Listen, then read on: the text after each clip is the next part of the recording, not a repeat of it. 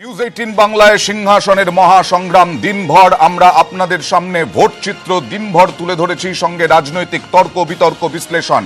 হ্যাঁ, আজ পর্যন্ত যে কটি আসনে ভোট হলো তার মধ্যে দিয়েই বলা যায় যে ভবিষ্যতের ভাগ্য নির্ধারণ হয়ে গেছে, অর্থাৎ ভবিষ্যতে কারা সরকার গড়বে তার ভাগ্য মোটামুটিভাবে নির্ধারণ হয়ে গেছে, কারণ 297টি আসনে ভোট গ্রহণ শেষ হলো আজ।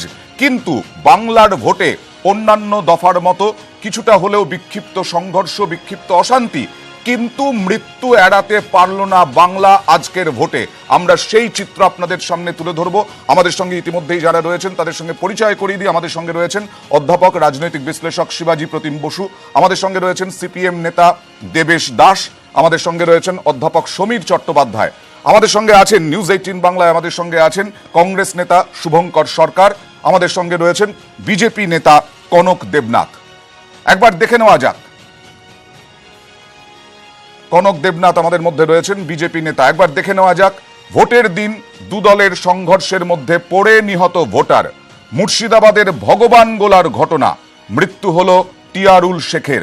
বুথ থেকে কিছুটা দূরে তৃণমূল ও কংগ্রেসের মধ্যে সংঘর্ষের মধ্যে পড়ে যান টিয়ারুল, ধারালো অস্ত্র দিয়ে কোপানো হয় তাকে। এই ঘটনা আদৌ ভোটের সঙ্গে সম্পর্কিত কিনা খতিয়ে দেখছে কমিশন।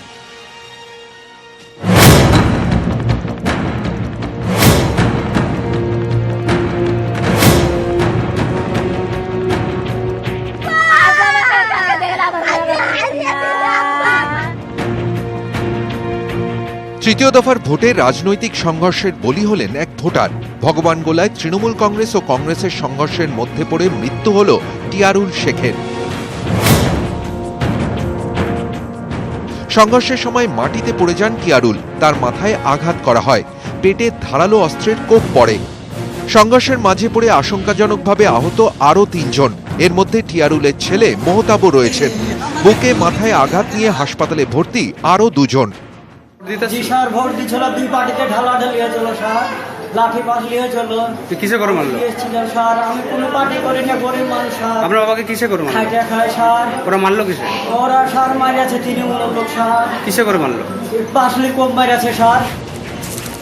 সকাল থেকেই মুর্শিদাবাদ জুড়ে দফায় দফায় সংঘর্ষ, কখনো ডোমকল, কখনো জলঙ্গি, আবার কখনো ভগবান গোলা।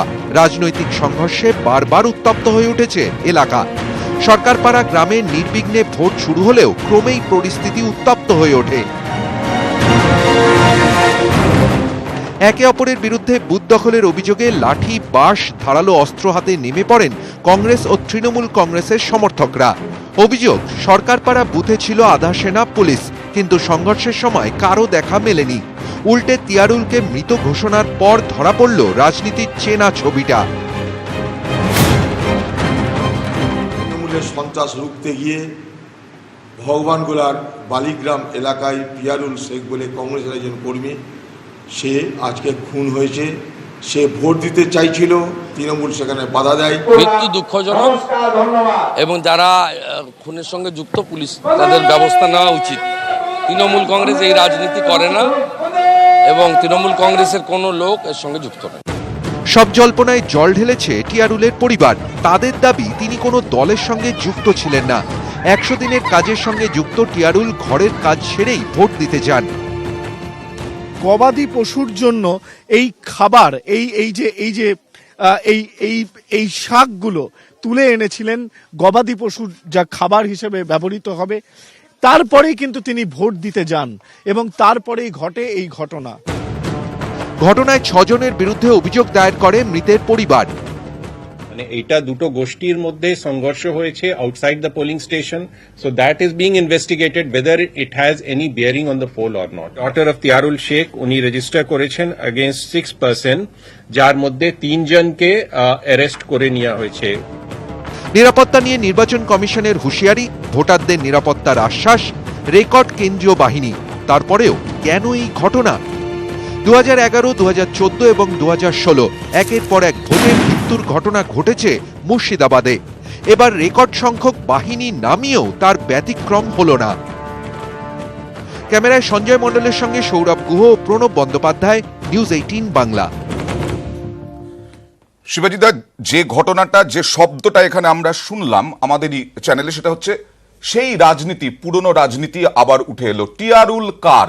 আমরা টিয়ারুলের ঘটনা যখন ঘটেছে সঙ্গে সঙ্গে কংগ্রেস প্রার্থীকে ফোনে ধরেছিলাম, তিনি দাবি করলেন কংগ্রেসের মানুষ, তিনি দাবি করলেন কংগ্রেসের, কিন্তু পরিবার বলছে কংগ্রেসের নয়। আবার সত্যি খুব মর্মান্তিক ঘটনা, কিন্তু এই যে ছেলে বা ভাই, তারা দাবি করছে তৃণমূল কংগ্রেস মেরেছে। এই একে তো আমরা বাংলায় মৃত্যু ঠেকাতে পারলাম না, আরেক দিকে সেই পুরনো রাজনীতি। অবশ্যই আমাদের এটা তো আর কি ভাষায় প্রকাশ করা যায় না, যে ঘটনা ঘটেছে তাকে নিন্দা করার, তারপর তাদের পরিবারের প্রতি সমবেদনা জানানোর। কিন্তু সবচেয়ে দুঃখের কথা অয়ন, আমরা আমাদের নিজেদের থাকি না, আমরা আমাদের পরিবারের থাকি না, আমরা পার্টির হয়ে যাই। মৃত্যু ঘটে গেলে মানে অদ্ভুতভাবে যে হত্যা হয়, তখন আমি থাকি না। আমি হয় সিপিএম, হয় কংগ্রেস, হয় বিজেপি, হয় তৃণমূল, কোনো একটা দলের আমাকে থাকতে হবে, বিশেষ করে ইলেকশনের ডেটে যদি হয়। যে কোনো জায়গায় আমি একটাই খালি কথা বলবো এর পাশাপাশি এই মৃত্যুর সঙ্গে, আমি যেটা বলতে চাইছিলাম, একটা তো পশ্চিমবঙ্গের যে একটা পলিটিক্যাল কালচার, যে কালচারের একটা ধারাবাহিকতা আমরা দেখতে পাচ্ছি, এটা খুবই খারাপ। যে ধারাবাহিকতাটা চলছিল, সেই ধারাবাহিকতাটাই নানা ফর্মে নানা জায়গায় রয়ে গেছে। মুর্শিদাবাদ তার একটা বড় এক্সাম্পল। হরিহরপাড়াতে একদিনে কত খুন হয়েছিল আমরা জানি পঞ্চায়েত ইলেকশনে, এবং সেটাও কিন্তু সিপিএম এবং কংগ্রেস তখন জোরদার ছিল। এইখানেই আমি বলবো মুর্শিদাবাদের ক্ষেত্রে একটা ন্যারেটিভের চেঞ্জ হয়েছে। এখন একটা নতুন প্যারাডাইম আসছে। এই কংগ্রেস এবং বামপন্থীদের যে গড়, সেটা হঠাৎ করে সেখানে তৃণমূল কংগ্রেস ঢুকছে, বিজেপি হয়তো ঢুকছে, কিন্তু তৃণমূল কংগ্রেস খুব প্রবলভাবে ঢুকছে। এর ফলে কিন্তু যে একটা আমি বলবো স্পর্ধা এবং প্রতিস্পর্ধার যে রাজনীতি, সেই জায়গাটা কিন্তু নিয়ে যাচ্ছে। এবং যেহেতু এই মাটিতেই ছিল এই ধরনের সংঘর্ষের পুরনো ইতিহাস, সেই জায়গাটা আছে। এবং 100 দিনের কর্মী, এই 100 দিনের কর্মী ছাগলদের বা গবাদি পশুদের খাওয়ানোর জন্য বা ঘাস বা অন্য কিছু নিয়ে গেছে। এই লোকটি তার আগের দিন সেখান থেকে এসছে, আমরা কোথায় বসে আছি, যে তারা মানে রাজমিস্ত্রির কাজ করেন, তারা এসছে, তারা বলছেন যে স্পর্ধা থাকতে পারে, প্রতিস্পর্ধা থাকতে পারে, তৃণমূলের হয়তো প্রতিস্পর্ধা কংগ্রেসকে দেখানোর সময় এসেছে এই মুহূর্তে। শুভঙ্কর সরকার কংগ্রেস নেতা, আপনি জানতে চাইব, কোথাও একটা অধীর গড়ে তৃণমূল কংগ্রেসকে আটকাতেই হবে, এই সংঘর্ষের প্রবণতা সকাল থেকে আমরা দেখেছি। সকাল থেকে কি অভিযোগ ছিল? ডোমকলে কংগ্রেস সিপিএম মিলে বোমাবাজি করছে। পাল্টা তৃণমূল কংগ্রেস যখন আক্রমণ করতে শুরু করলো, তখন সংঘর্ষের পরিবেশ চলে এলো। এই প্রার্থী, কংগ্রেস যে প্রার্থী, তিনি বলে বসলেন, দাবি করে বসলেন সঙ্গে সঙ্গে যে টিয়ারুল হচ্ছে তাদের কর্মী। কি বলবেন? না, আপনি বেশ ভালো করে বললেন, শুনলাম, কিন্তু সবাই আমাকে দুটো ন্যারেটিভের থেকে দিন তো। সেটা হচ্ছে যে যখন আপনারা বলছেন যে খুন হয়ে যাওয়ার পর কংগ্রেসের প্রার্থী যিনি, তাকে আপনারা জিজ্ঞেস করলেন, তিনি বললেন কংগ্রেসের উনি সমর্থক বা কংগ্রেস কর্মী। তার পরিবার বলছেন যে নয়, আপনি ওখানে দেখালেন। তার পরিবার এটা বলছেন যে তৃণমূল কংগ্রেস। আমি প্রশ্ন করলাম, তাহলে প্রথম আমি আপনাদের কাছে প্রশ্ন রাখি যে নির্বাচন কমিশন, তার কেন্দ্রীয় বাহিনী, তার রাজ্য কংগ্রেসেরও রাজ্য পুলিশ যেটা, সেটাও নির্বাচন কমিশনের আওতায়। আজকে যারা রাজ্য বাহিনী, তারা তৃণমূলের পক্ষে, কেন্দ্রীয় বাহিনী যারা, তারা বিজেপির পক্ষে। মানে এইরকম বিভিন্ন জায়গায় সকাল থেকে আমি প্রত্যেকটি জায়গায় ওয়াচ করেছি, আপনিও যেমন ওয়াচ করেছেন, আমরা সেটা দেখেছি। যেমন এখানেও কিন্তু কেন্দ্রীয় বাহিনী ছিল, এই বুথে ছিল। এবার তার মানে বুথ থেকে 2011 সালে যেটা অলোক রাজের নেতৃত্বে আমরা দেখেছিলাম, যে পুরো মার্চ করে সারা জায়গা ফাঁকা করে দিচ্ছে, ডমিনেট করাটা, এরিয়া ডমিনেট, কুইক হচ্ছে যে টিম তৈরি করা হয়েছিল, কুইক না। এবার আমি আপনার কাছে জানতে চাইছি, আমি আপনার কাছে জানতে চাইছি, আপনাদের ক্যামেরা যখন সব জায়গায় ঘুরছে, প্রথম কথা যে নির্বাচন কমিশন মৃত্যু আটকাতে পারলো না, কেন্দ্রীয় বাহিনী থাকা সত্ত্বেও, রাজ্যের বাহিনী থাকা সত্ত্বেও আটকাতে পারলো না। দায়িত্বটা কার? যারা কেন্দ্রে আছে এবং যারা রাজ্যে আছে, যারা অন্য দল, তাদের অতটা দায়িত্ব নয়। এবং তৃণমূল কংগ্রেস মেরেছে তার পরিবার বলছে। তাহলে এখানে একটা জিনিস প্রমাণিত হলো যে ওখানে যে গোলমালটা হয়েছিল, যা কিছু হয়েছিল, তৃণমূল কংগ্রেসের দ্বারাই মারা গেছে।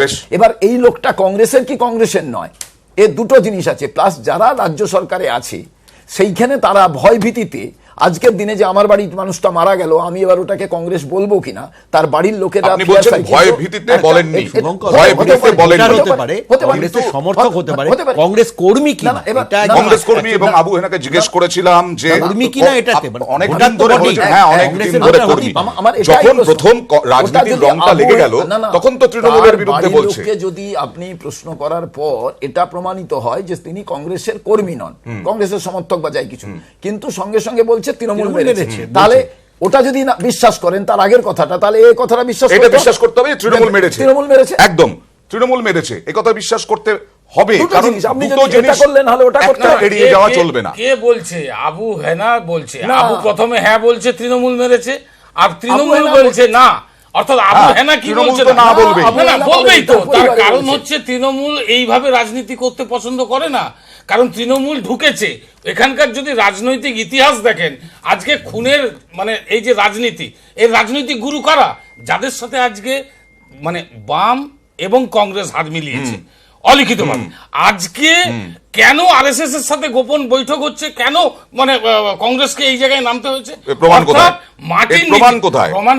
আরএসএস এর সঙ্গে বৈঠক হচ্ছে। কার বৈঠক হচ্ছে? এবার বলি কার বৈঠক হচ্ছে। আমি এটা বলতে মানে কার বৈঠক হচ্ছে? কালকে মানে আদিত্যনাথ উত্তরপ্রদেশের মুখ্যমন্ত্রী, একজন বিজেপির আরএসএস এর একজন মানুষ, তিনি এসছেন, তিনি বহরমপুরে সভা করছেন বিজেপি ক্যান্ডিডেটের জন্য। না একটা শোনো, মানুষ অধীর আগ্রহে বসেছিল যে অধীর এইটা নিয়ে কিছু বলে কিনা। মানুষের সমস্ত আগ্রহ অধীর রঞ্জন চৌধুরী সম্বন্ধে যদি কিছু না বলেন তার মানে সেটিংটা কোথায় হয়েছে জানেন? আগেই হয়েছিল দিল্লিতে, মানে অধীর বাবু গিয়ে যোগী আদিত্যনাথ সঙ্গে সেটিং করে নিয়েছিল। আজকে কেন আরএসএস এর সাথে কথাটা হচ্ছে? আসল হাত হাতুড়ি শব্দ মিলে না, উনি যেটা বলতে চাইছেন মমতা বন্দ্যোপাধ্যায় উনি যেটা বলতে চাইছেন, আজকে মুর্শিদাবাদে তৃণমূল ঢুকেছে। তৃণমূল ঢুকেছে শব্দটা 100 দিনের কাজ ঢুকেছে, কন্যাশ্রী ঢুকেছে, সবুজ সাথী ঢুকেছে, খাদ্য সাথী ঢুকেছে, স্বাস্থ্য সাথী ঢুকেছে, কৃষক বন্ধু ঢুকেছে।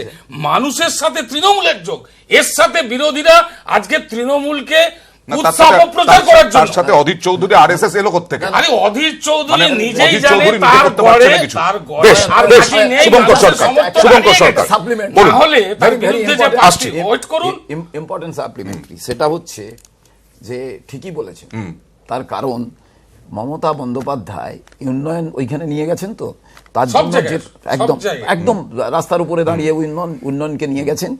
তার কারণ জেতা মিউনিসিপ্যালিটি, সেই জেতা মিউনিসিপ্যালিটিকে কেস দিয়ে রাতারাতি মিউনিসিপ্যালিটিকে টোটাল চেঞ্জ করে দেওয়া হলো। গণতান্ত্রিক পদ্ধতি মানেন না। আজকে প্রত্যেক মিটিং এ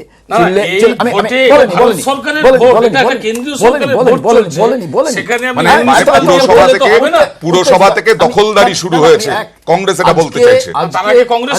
আজকে গণতন্ত্রের কথা বলছেন, আজকে বলছেন মুকুল রায় গদ্দার, অর্জুন সিং গদ্দার। আজকে মমতা বন্দ্যোপাধ্যায়কে যদি কেউ প্রশ্ন করে, আপনি যে দলগুলো পরিবর্তন করেছেন ছেড়েছেন, আপনি গদ্দার নন? এক। দ্বিতীয় জিনিস, আজকে যোগী আদিত্যনাথ এলেন, অধীর চৌধুরীর সম্পর্কে বলেননি। আমি যদি বলি এটা যে যোগী আদিত্যনাথকে দিয়ে কোনো কথা বলানো হলো না, আর মমতা বন্দ্যোপাধ্যায় আরএসএস সাহায্য নিচ্ছে কংগ্রেস, এ কথা বলবো।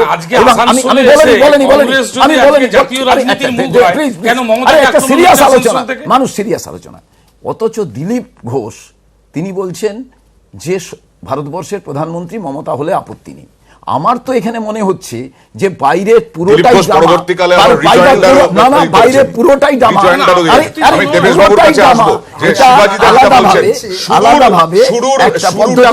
হয়েছিল এবং সেই ধারাবাহিকতা চলছে। তার আগে একটু ঘটনাস্থল থেকে আমাদের প্রতিনিধি সৌরভ গুহ সকাল থেকে আপনাদের সামনে বিভিন্ন সংঘর্ষের ছবি তুলে ধরেছেন। সেই সৌরভ গুহর কাছে যাব। কি পরিস্থিতি, রাজনীতিকরণ কিভাবে হচ্ছে? আসলে যেটা শিবাজী প্রতিম বসুর বলার চেষ্টা করছিলেন যে একজন 100 দিনের কাজ করা শ্রমিক, তার গায়ে কি রাজনীতির রং লেগে যাচ্ছে? যখনই কংগ্রেস প্রার্থী দাবি করলেন উনি কংগ্রেস কর্মী। ঠিক আছে, অ্যাক্টিভ বলেছে, ওখানে নাই সে কর্মী বলেছে। একেবারেই তাই। সব থেকে বড় কথা হলো যে আজকে বলতো না। হ্যাঁ অয়নদা শুনতে পাচ্ছ? হ্যাঁ শোনা যাচ্ছে, বলো।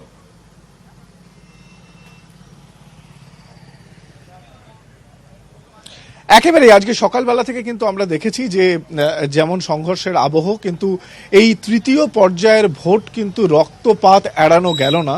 সব থেকে বড় কথা হচ্ছে যে যারা রাজনীতি করেন, রাজনৈতিক দলের স্টেক হোল্ডার এবং সংসদীয় গণতন্ত্র নির্বাচনের মধ্যে দিয়ে যান, সেখানে কাম্য নয়, তবু যদি সংঘর্ষের পরিস্থিতি তৈরি হয় সেটা একটা দিক। কিন্তু সব থেকে বড় কথা হলে আজকে এমন একজন মানুষের প্রাণ গেল যিনি একজন সাধারণ ভোটার। তিনি অবশ্যই নির্দিষ্টভাবে কোনো একটি রাজনৈতিক দলকে তার ভোটটি দেন, কিন্তু ঘোষিতভাবে প্রকাশ্যে কোনো দিন কখনো কোনো রাজনৈতিক দলের কর্মী, সংগঠক কিংবা কোনোভাবে তার কোনো যোগাযোগ নেই। সব থেকে বড় কথা, নিজের গবাদি পশুর জন্য খাবার কিনে সে ভোট দিতে গিয়েছিল, ফিরে এসে আবার ঘর গেরস্তারির কাজ করবে। সেইখানেই কিন্তু মাঝপথে রাজনৈতিক যে আবর্ত, সেই আবর্তে কিন্তু তার প্রাণ গেল। তার দুই ছেলেই কিন্তু প্রাণ সংশয় নিয়ে এই মুহূর্তে হাসপাতালের বিছানায় তারা কিন্তু পাঞ্জা করছে জীবন মৃত্যুর সঙ্গে। এটা নিঃসন্দেহে এই যে সমাজের সমস্ত বিষয়ের মধ্যে যে রাজনীতির থাবাত, সেটা কি কোথাও সাধারণ মানুষকে আক্রান্ত করছে? নিঃসন্দেহে এই প্রশ্নটা আজকের মৃত্যু থেকে কিন্তু উঠে আসছেই। ধন্যবাদ সৌরভ, ধন্যবাদ। আমি একটু দেবেশদার কাছে আসি। অত্যন্ত দুর্ভাগ্যের এবং দুঃখের, অবশ্যই। কিন্তু পাশাপাশি তৃণমূলের কাউন্সিলরের হাজবেন্ডকে মারা হয়েছে, তিনি আজকে কলকাতায় এসেছেন, তার সঙ্গে গুরুতর আহত। এছাড়াও 3 জন তৃণমূল। তার মানে যে আনাপুরি পদ্ম যে এক হয়ে তৃণমূলের উপরে যে এই যে আক্রমণ, এইটার প্রতিবাদ করতে হবে তো। কিন্তু এই মৃত্যুর দায়, এই ঘটনাগুলোর দায় কোন রাজনৈতিক দল নিতে চাইছে না। ধরুন সকাল থেকে বোমাবাজি হয়েছে ডোমকলে। আনিসুর রহমানকে ধরা হয়েছিল লাইভে। আনিসুর রহমান বলেছেন সত্যি তাই এই সংস্কৃতি কেন বদলাচ্ছে না আমরা বুঝতে পারছি না। সিপিএম এর বোমা, অনেক দিনের বোমা, কি করবেন? বলতে দিলেন বলে ধন্যবাদ। প্রথম কথা হচ্ছে যে দু দলের সংঘর্ষে মাঝখানে পড়ে একটা সাধারণ মানুষ মারা গেছে, ঘটনাটা ঠিক এরকম বলে আমার মনে হয়নি। নির্দিষ্ট টার্গেট করে মাথায় মারা হয়েছে, পেটে ওই ধারালো অস্ত্র ঢোকানো হয়েছে, এই রাস্তা দিয়ে চলছিল গুলি লেগে গেল, এরকম কেস না। তার মানে লোকটা যখন ছুটে পালাচ্ছিল তাকে তাড়া করা হয়েছে। আপনাদের সাংবাদিকরাই বলেছে, আমার কোনো বিষয় নেই। তার মানে লোকটাকে টার্গেট করেই মারা হয়েছে, 1 নম্বর। লোকটা গরিব মানুষ, কংগ্রেস করে কি তৃণমূল করে কি কিছু না করে সেটা আমার বিষয় নয়, কিন্তু লোকটাকে মারলো কে? ভোটের সাথে সম্পর্ক আছে কিনা? নির্বাচন কমিশন বলছে ভোটের সাথে সম্পর্ক আছে কিনা। নির্বাচন কমিশনের এই কথাটা আমি মানি না। ইলেকশনের বুথের ঠিক বাইরেই ঘটনাটা ঘটেছে। যারা প্রত্যক্ষদর্শী তারা বলেছে লাইনে দাঁড়িয়েছিলাম, সেই সময় গন্ডগোলটা বাধে এবং সেই সময় ভিতরে ছিল পুলিশ না, কিন্তু তৃণমূল বলছে অধীর এবং সিপিএম এবং তার সঙ্গে আমাকে বলতে দিন। তার মানে গন্ডগোলটা ভোটের সাথে জড়িত। যে কোনো লোকটা কংগ্রেস হোক, তৃণমূল হোক, তৃণমূলই হোক, লোকটা কোনো না কোনো ভাবে একটা প্রতিবাদের চেহারা নিয়েছিল, তার জন্য তাকে টার্গেট করে মারা হয়েছে। প্রতিবাদের চেহারা নিয়েছিল বলে টার্গেট করে মারা হয়েছে। টার্গেট করে যে মারা হয়েছে এই বিষয়ে কোনো সন্দেহ দেখা যাচ্ছে না, যার সাংবাদিকরা বলেছে। কিন্তু এইবার দাঁড়ান এরপরে হয়েছে যে তার 2 ছেলে যারা আক্রান্ত তারা বলেছে তৃণমূল মেরেছে। তারা দেখেছে বলে বলেছে। তারা কিন্তু এই কথাটা বলেনি আমার বাবা কংগ্রেস করতো। তার বাবা কংগ্রেস করতে পারতো, না করতে পারতো, কিন্তু সে প্রতিবাদী চরিত্র হয়েছিল বলেই সে মার খেয়েছে। প্রতিবাদী চরিত্র হলে আজকে পশ্চিমবঙ্গে শুধু কংগ্রেস না, সাধারণ মানুষও মার খায়, এমনকি তৃণমূলও মার খাবে। প্রতিবাদী চরিত্র হলেই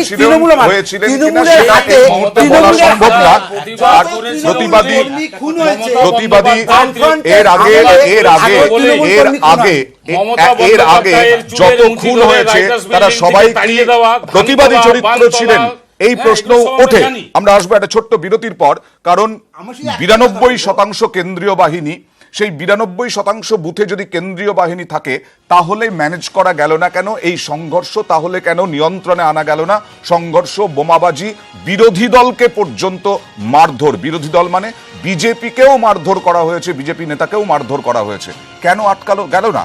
দায় কার? এ নিয়ে আসছে একটা ছোট্ট বিরতির পর, সঙ্গে থাকুন। তৃতীয় দফার ভোটে দিনভর উত্তপ্ত মালদার 2 কেন্দ্র।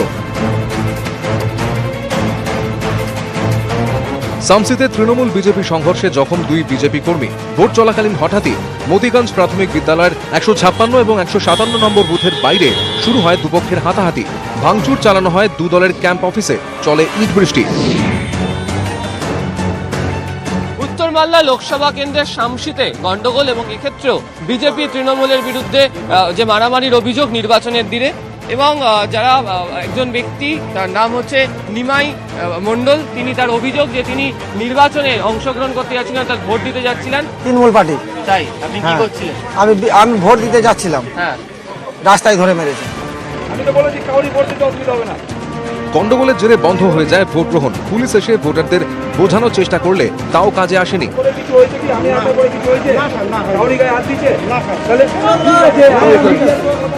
গোটা ঘটনায় তৃণমূল আশ্রিত দুষ্কৃতীদের দিকেই আঙুল তুলেছেন বিজেপির কর্মীরা, যদিও তৃণমূলের দাবি বহিরাগত দুষ্কৃতীরাই হামলা চালায়।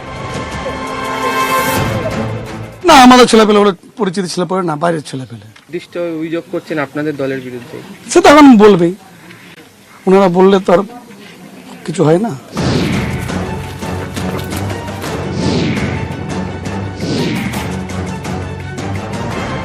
চাঁচলের 216 নম্বর বুথের বাইরে চলে বোমাবাজি, এমনকি গুলি চলে বলেও অভিযোগ।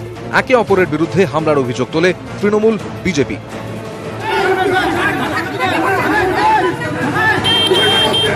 তৃণমূল বিজেপি সংঘর্ষের জেরে মালদা দক্ষিণ কেন্দ্রের গাজলেও উত্তেজনা ছড়ায়।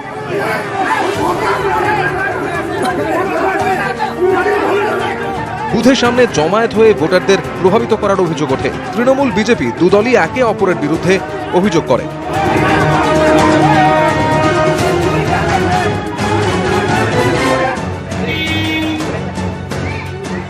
রতুয়ার বাহারালে অন্যের হয়ে ভোট দেওয়ার অভিযোগ ওঠে।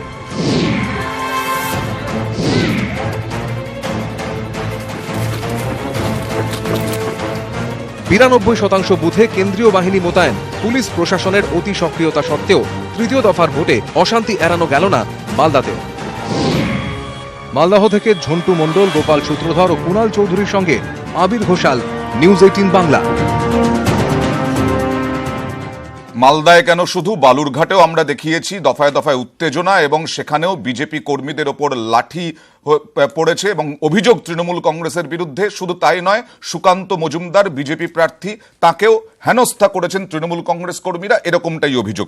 সত্যি কনকদা, একটা নতুন জমি পেতে চাইছেন আপনারা পশ্চিমবঙ্গে, সেখানে কিছু বাধা বিপত্তি আসবে, এই রকমটা ধরে নিয়ে আজকের ভোটটা আপনি ভালো হয়েছে বলবেন না শান্তিপূর্ণ হয়েছে বলবেন? এস ওয়াজেদ আলীর ওই ভারতবর্ষে একটা কথা ছিল, সেই ট্র্যাডিশন সমানে চলছে। তো পশ্চিমবঙ্গের মুখ্যমন্ত্রী তার মুখে রক্ত মেখে আবার প্রমাণ করলেন যে ওই পঞ্চায়েত ইলেকশনের যে ট্র্যাডিশন, সেই ট্র্যাডিশনটা এখনো বজায় আছে। এবং শুধু তাই নয়, পশ্চিমবঙ্গে প্যারালালি ভারতবর্ষে আক্রমণ হয়ে গেল না, সেটা আপনার মনে হতে পারে। নন্দীগ্রাম যখন হয়েছিল তখন মুখ্যমন্ত্রী এখনকার মুখ্যমন্ত্রী মমতা বন্দ্যোপাধ্যায় বুদ্ধদেব ভট্টাচার্যকে বলেছিলেন রক্ত রয়েছে তার হাতে, রক্ত রয়েছে মুখে, এবং ছি বলেছিলেন। আজকে ভারতবর্ষের বলছে 117টা জায়গায় আজকে নির্বাচন হয়েছে, 117টা জায়গায় নির্বাচন হয়েছে। কোন জায়গায় সাধারণ ভোটার এভাবে খুন হয়েছে? আপনি মাঝখানে যদি কথা বলেন তাহলে আপনাকে কথা বলতে দেবো না। কিসের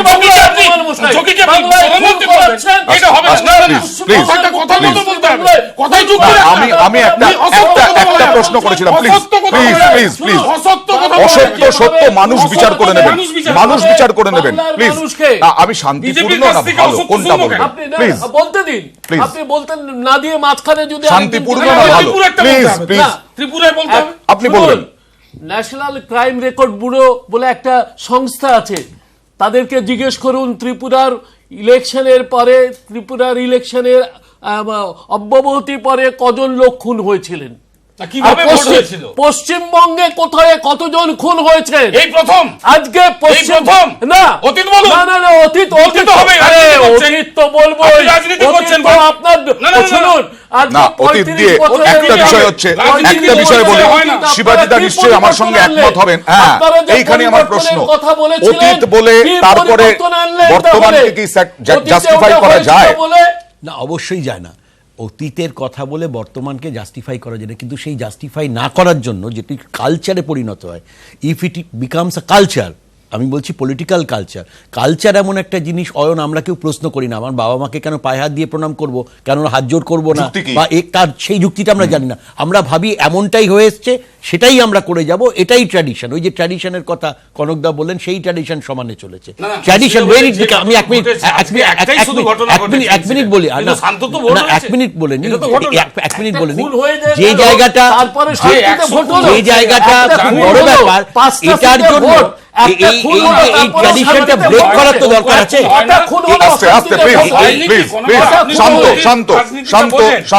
এই ট্র্যাডিশনটা ব্রেক করতে গেলে সমস্ত দলগুলির মধ্যে যে ধরনের একটা ঐক্যমত, একটা এর বাইরে আমরা যেমন লক্ষণ রেখাটা কি, লক্ষণ রেখা টানার যে প্রচেষ্টা, সেই প্রচেষ্টা টপ টু বটম যদি কোথাও কোথাও না হয়, আমি একটা কথা বলছি, আমি এখানে একটা কথা বলছি, আমাদের এখানে আমি বলছি বিহারে চেঞ্জ হয়েছে বলছে তো, বিহারে কিন্তু বা অন্যান্য জায়গায় নানা দিন প্রতিদিন হিংসা হয়, আমাদের এখানে কিন্তু ভোটের দিন হিংসা হয়, অন্য সারা সমস্ত সময় হিংসা হয় না।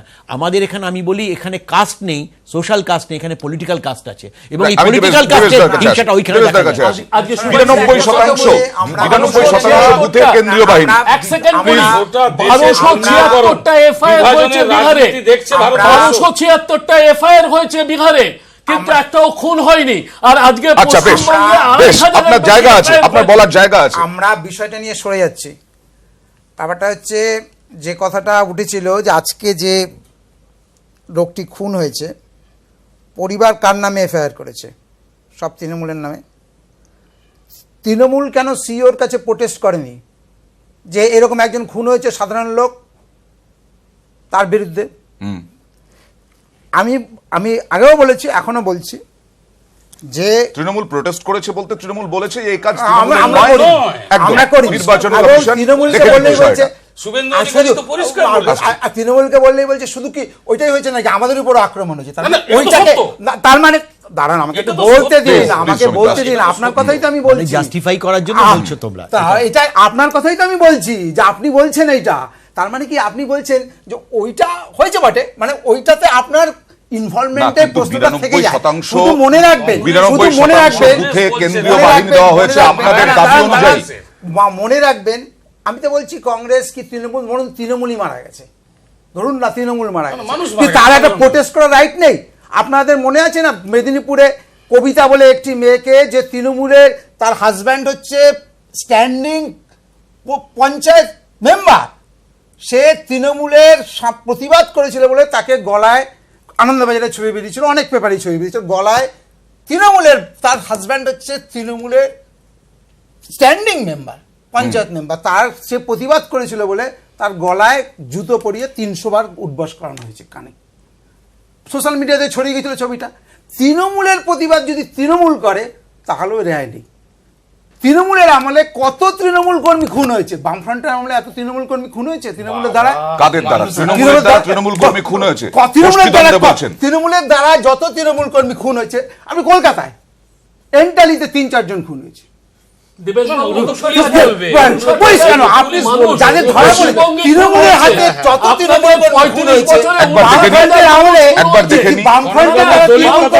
আজকে আমার প্রশ্ন ছিল শান্তিপূর্ণ না ভালো, কি হয়েছে ভোট, বিশেষ করে কনকদার কাছে সেই নির্দিষ্ট উত্তর পাইনি যদিও, তবে অজয় নায়েক বিশেষ পর্যবেক্ষক তিনি কি বলেছেন দেখে নেওয়া যাক। One person has died in the CEO's office will be giving the statements. Okay. What is your reaction for today's election? So far, it's been good. It's been good. Yes. Shubhankar সরকার, ভালো হয়েছে, আজকে বিহারটা বলেনি, আজকে আপনাকে So far has been good. দুটো জিনিস 10-12 বছর আগের বিহার বলেনি, আজকে ভালো বলেছেন। ব্যাস। আমি আজ আপনাকে একটা কথা বলি, সেটা হচ্ছে যে আমি আগেও বলেছি নির্বাচন কমিশন তার যে তর্জন গর্জন, আমরা দুটো ফেজে নির্বাচন দেখেছি। আপনাদেরই প্রফেশনের সাংবাদিক একজন মার খেয়ে এখনো পর্যন্ত নার্সিংহোমে ভর্তি, ঠিক আছে। এই রকম পরিস্থিতির পর আজকে 92% জায়গায় সিআরপিএফ আছে। আমি সকালবেলা দেখলাম একজন ভোট দিতে নিয়ে যাচ্ছেন, চোখে দেখতে পাচ্ছে না বলে সবল লোকেদের নিয়ে গিয়ে ঢুকছে। তাহলে কেন্দ্রীয় বাহিনী যদি থাকে, কেন্দ্রীয় বাহিনী আইডেন্টি কার্ড চেক করে কই করতে পারেনি? 2011 সালে কিন্তু আমরা দেখেছিলাম অলোক রাজের নেতৃত্বে যে কেন্দ্রীয় বাহিনী এসেছিল, তারা কিন্তু বুথের সামনে কাউকে ঘষতে দেয়নি।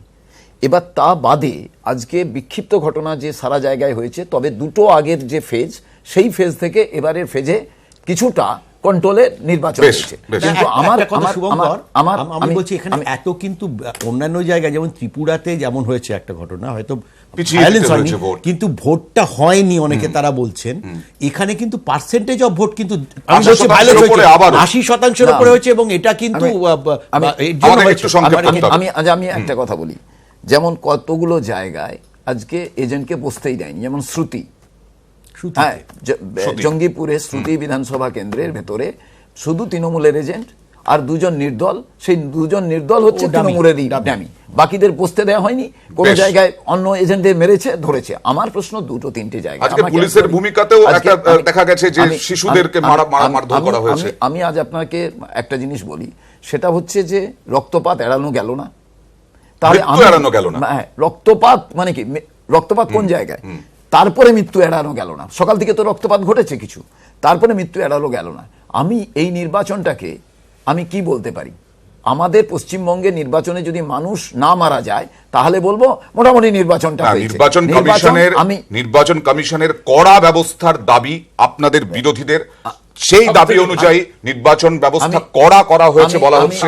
99% বুথে কেন্দ্রীয় বাহিনী, তারপরেও আপনারা কি বলবেন প্লিজ সংক্ষেপে? আমি আজ একটা কথা বলি, মমতা বন্দ্যোপাধ্যায় তিনি প্রত্যেকটি জায়গায় গিয়ে বলছেন, সমীর বাবু এখানে কতটা শিরা উঁচিয়ে কত জোরে বললেন এটা বড় প্রশ্ন নয়। মমতা বন্দ্যোপাধ্যায় কেন এই ডাইরেকশনটা এই রাজ্যের মুখ্যমন্ত্রী হিসেবে, অ্যাডমিনিস্ট্রেটিভ প্রধান হিসেবে, এখন নির্বাচন চলছে, অ্যাডমিনিস্ট্রেশনের মধ্যে নয়, তিনি কি কোনো জায়গায় বলেছেন যে কোনো রক্তপাত আমার এই জায়গায় হবে না? আমি হচ্ছে কন্যাশ্রী করেছি, যে কথা বলেছিলেন আমি প্রত্যেকটা কাজ পৌঁছে দিয়েছি মানুষের কাছে, সেই নিরিখে ভোট হবে, কোন জায়গায় কেউ যাবে না। এই কথাটা তিনি বলতে পেরেছেন তো? সংগঠন নেই, যে কোনো ভাবে এখানে এসে কন্যাশ্রীর কথা বলছেন, আপনি রূপশ্রীর কথা বলছেন, আপনি খাদ্যসাথীর কথা বলছেন, মমতা বন্দ্যোপাধ্যায় বলেছেন কিনা প্রচারে প্রচারে? আহমেদাবাদে প্রধানমন্ত্রী ভোট দিতে গিয়ে যেভাবে ক্যাম্পেনিং করেছে, আপনি যদি সেই ছবি থাকে দেখান, কোড অফ কন্ডাক্টে হয়তো তাকে মানে আমাদের সময় একদম ই করছে, কিন্তু আজকে যেভাবে উনি কথা বলেছেন, মানে কি চান উনি? তার সঙ্গে মমতা বন্দ্যোপাধ্যায় বলেছেন কিনা? মমতা বন্দ্যোপাধ্যায় দীর্ঘ সংগ্রাম থেকে দীর্ঘ মার খেয়ে উঠে আসা একটা মহিলা বিরোধী দলের থাকাকালীন তিনি আজকে ক্ষমতায় আসা থেকে বিরোধীরা তাকে যেভাবে প্রতি মুহূর্তে কুৎসা অপপ্রচার নিন্দা করছেন, এটা কি রাজনৈতিক তর্ক বিতর্ক আছে, রাজনৈতিক উত্তেজনা আছে, কিন্তু সবটাই বোধহয় এটা নিয়েই নয়। কোথাও কোথাও ভোট, আজকে আমরা 3 দিন ধরে আপনাদের সামনে তুলে ধরছি, অনেক জায়গাতেই ভোট হচ্ছে উৎসব। এইখানে দেখুন, মালদায় দেখে মনে হবে জন্মদিন কিংবা বিয়ে বাড়ি, কিন্তু আদপে ভোট কেন্দ্র, সেলফি জোন, রঙিন বেলুনে মোড়া বুথে উৎসাহ উদ্দীপনা। দেখে নেওয়া যাক।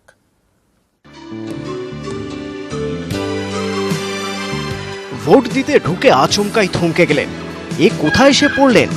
মাঠ জুড়ে মেরা বাঁধা, রং বেরঙের বেলুনে সেজে উঠেছে চত্বর। না, ভুল করেননি, অনুষ্ঠান বাড়ি নয়, ভোট কেন্দ্রেই এসেছেন। তবে এ ভোট কেন্দ্র একটু অন্যরকম। মালদা গার্লস স্কুলে তৈরি হয়েছে মডেল বুথ। সকাল থেকে লাইনে দাঁড়িয়েও তাই এতটুকু বিরক্ত নন, বরং হাসি মুখে সেলফি তুলতে দেখা গেল ভোটারদের। বেলুন টেলুন সাজিয়ে এবার অনেকটি বড় প্যান্ডেল হয়েছে এবং আমরা সবাই এসছি, অনেকেই ফ্যামিলি নিয়ে এসছেন, ভালো বাচ্চা নিয়ে এসছি সাথে। সবাই আমরা গণতান্ত্রিক অধিকার প্রয়োগ করতে এসছি এবং শান্তিপূর্ণভাবেই সেটি হচ্ছে। সপরিবারে ভোট দিতে এসে উৎসবের আমেজ। জন্মদিন সেলিব্রেট হচ্ছে, কিন্তু তা তো নয়। আমরা ভোট দিতে এসেছি, খুবই ভালো লাগছে ভোট দিতে পেরে, কোনো হিংসা নেই, কোনো হুমকি নেই। মালদা গার্লস হাই স্কুলের বুথে এসে মনে হতেই পারে যে কোনো জন্মদিনের পার্টিতে এসছেন, কিন্তু না, আজ ভোটের দিন, তাই সাধারণ মানুষ পরিবার পরিজনকে নিয়ে হাজির হয়েছেন এই বুথে এবং তারা বলছেন আজকে গণতন্ত্রের জন্মদিন। ক্যামেরায় সুমন বোসের সঙ্গে Venkateshwar Lahiri, news 18 Bangla, Malda. Speed breaker থেকে তোলাবাজির দল, তোলাবাজির নেতা, সবকিছু বলছেন নরেন্দ্র মোদী। আজ আরো আক্রমণাত্মক নরেন্দ্র মোদী, অর্থাৎ চতুর্থ দফার জন্য প্রচারে এসে আরো আক্রমণাত্মক। আসানসোলের সভা থেকে মমতা বন্দ্যোপাধ্যায়কে ব্যক্তিগত আক্রমণ করে বসলেন। মমতা যা কোনোদিন বলেননি সেটাকে তৃণমূল নেত্রীর স্বপ্ন বলে দাবি করলেন মোদী। খোঁচা দিয়ে বললেন প্রধানমন্ত্রী হওয়ার স্বপ্ন দেখছেন মমতা। সারদা নারদের টাকায় প্রধানমন্ত্রী পদ কেনা যায় না। मुट्ठी भर सीटें लड़कर हमारी दीदी प्रधानमंत्री बनने का सपना भी देख रही है। अगर ऑक्शन से प्रधानमंत्री का पद मिल जाता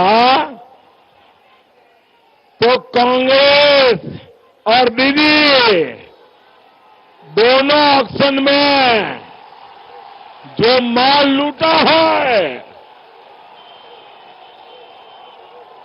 उसको लेकर के आ जाते।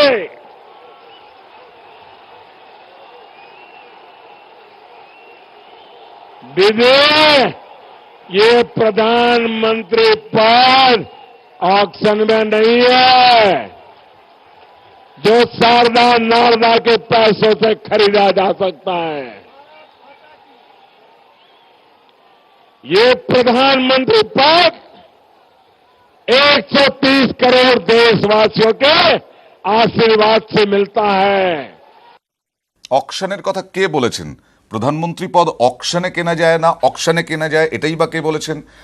প্রধানমন্ত্রী হবেন মমতা বন্দ্যোপাধ্যায়, সেই কথাও মমতা বন্দ্যোপাধ্যায় কবে বলেছেন? শুধু মমতা বন্দ্যোপাধ্যায়কে আক্রমণ করার জন্যই এই বক্তব্য কিনা? 21টা প্রার্থী মানে 21টা দলকে নিয়ে তিনি যে কোয়ালিশনের ব্যবস্থা করেছিলেন এবং সেখানে দাঁড়িয়ে আজকে তার সদিচ্ছা কি ছিল? আগামী দিনে ভারতবর্ষে নরেন্দ্র মোদীর বিকল্প একজনকে প্রধানমন্ত্রী করা। সেখানে তিনি কোথাও বলেছেন আমি বলছি সাংবাদিক হিসেবে বলছি, প্রধানমন্ত্রী করার কথা বলেননি, বলেছেন মোদীর বিকল্প একটা জোট, ইউনাইটেড ইন্ডিয়া, তারপরে প্রধানমন্ত্রী হবে ভোটের পরে। ওটা তো শুনুন, ওটা তো কথার কথা বলতে হয়, কারণ আজকের জায়গায় দাঁড়িয়ে আপনি এই কথাটা তো অস্বীকার করার ব্যাপার আছে কি যে আজকে 21টা দলকে নিয়ে যে উনি যে জোটের কথা বলেছেন সেই জোটটা খায় না মাথায় দেয় ভারতবর্ষের মানুষ জানতে চাইছে, পশ্চিমবঙ্গের মানুষ। না তাহলে মমতা বন্দ্যোপাধ্যায়কে আক্রমণ করতে হলো কেন? মমতা বন্দ্যোপাধ্যায় খায় না মাথায়, বার্তাই দিতেন না। আরে মমতা বন্দ্যোপাধ্যায় নিজে গতকাল মুর্শিদাবাদে গিয়ে মুর্শিদাবাদের একজন সাংসদের বিরুদ্ধে ব্যক্তিগতভাবে প্রধানমন্ত্রীকে